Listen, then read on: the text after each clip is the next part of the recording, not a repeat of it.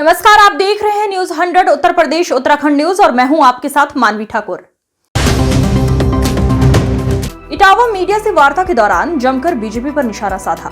कुंभ को लेकर कही बड़ी बात। उन्होंने कहा, महाकुंभ में जो व्यवस्था खराब है, जो सरकार 100 करोड़ श्रद्धालुओं के लिए व्यवस्था की बात कर रहे थे, वो कोई व्यवस्था नहीं कर पा रहे हैं। जो अव्यवस्था हो गई है उसको हम समझा रहे हैं, बता रहे हैं नाकामी सरकार की है। हम उन्हें सूचना दे रहे हैं। हम लोग पॉजिटिव पॉलिटिक्स कर रहे हैं और अगर जानकारी को भी वो बुराई समझ रहे हैं तो उनके लिए मेरे पास कोई इलाज नहीं है। केशव प्रसाद के द्वारा दिए गए बयान में कहा कि 2047 तक मुलायम सिंह की विरासत का कोई भी मुख्यमंत्री नहीं बन सकता, जिस पर अखिलेश यादव ने पलटवार करते हुए कहा कि मैंने लोकसभा में प्रधानमंत्री जी को भी सुना था। उन्होंने ये कहा 2047 तक हम ही रहेंगे। और जो महाकुंभ में इंटरव्यू दिया जा रहा था, कुछ साधु संतों ने कहा था कि प्रधानमंत्री कौन होगा। कुंभ में जो व्यवस्था खराब है, जो सरकार 100 करोड़ की लोगों के लिए, श्रद्धालुओं के लिए व्यवस्था कर रही थी, जो व्यवस्था नहीं कर पा रहे, जो अव्यवस्था हो गई, उसको हम समझा रहे हैं, बता रहे हैं। नाकामी जो सरकार की है, हम उन्हें सूचना दे रहे हैं। हम लोग पॉजिटिव पॉलिटिक्स कर रहे हैं, हमें उन्हें जानकारी दे रहे हैं।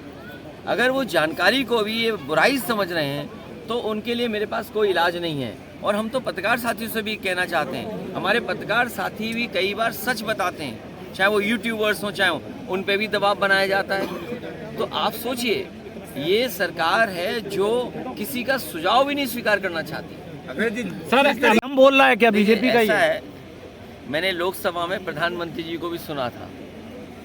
उन्होंने ये कहा कि 2047 तक हम ही रहेंगे। और जो महाकुंभ में इंटरव्यू दिया जा रहा था, कुछ साधु संतों ने कहा था कि प्रधानमंत्री कौन होगा। और कई साधु संतों ने ये भी कहा था कि किसी कुंभ में ये फैसला हुआ था कौन प्रधानमंत्री होगा। तो ये जो 2047 की जो लड़ाई है वो आप समझ नहीं पा रहे हो। आपको ये भी पता होगा कि भारतीय जनता पार्टी ने 75 साल के बाद रिटायरमेंट की बात की थी। तो लखनऊ वालों को पता है कि कौन रिटायर होने जा रहा है भैया। दिल्ली रेलवे, इसलिए अपनी अपनी व्यवस्था में लगे हुए लोग हैं। और जो एक नाम बार बार आप ले रहे हो वो जीरो है, जीरो। भैया, दिल्ली रेलवे स्टेशन जो आज सुबह भगदड़ हुई, जिसमें कई लोगों का चाहेंगे आप? मैंने पहले भी कहा, दुखद घटना है। ये इंतज़ाम सरकार को देखना चाहिए था। और दिल्ली जैसी राजधानी में नाकामी होना, जो लोग ये कहते हैं कि हम $5 ट्रिलियन की इकोनॉमी बनाने जा रहे हैं, विकसित भारत बनाने जा रहे हैं, तीसरी अर्थव्यवस्था बन जाएंगे हम और विश्व गुरु बन जाएंगे, क्या यही परिभाषा है कि आप प्लेटफॉर्म पर हमारे जो गरीब लोग हैं उनको सुरक्षित नहीं रख सकते? उनका एक्सीडेंट हो जाए, जान चली जाए।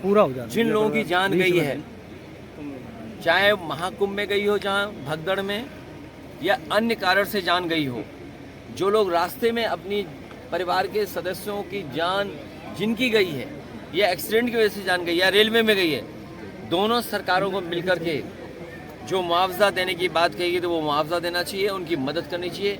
मैं मांग करता हूँ कि उनके परिवारों को 50-50 लाख रुपए की मदद सरकार को करना चाहिए, मुआवजा देना चाहिए। और मुआवजा, क्योंकि धार्मिक कार्यक्रम में सब लोग गए थे, बड़ी श्रद्धा के साथ गए थे, और आपने कार्ड दे करके बुलाया था। कभी भी कुंभ के आयोजन में कार्ड नहीं दिया जाता था, किसी को बुलावा नहीं दिया जाता था, लोग स्वयं जाते थे। और फिर सबसे बड़ी बात है, ये भारतीय जनता पार्टी वाले इतने ज्ञानी हैं, महाज्ञानी हैं, कि हर चीज़ जो बोल देते हैं वो प्रूव करते हैं। 144 साल का जो गिनती है वो हमें नहीं समझ में आ रही है।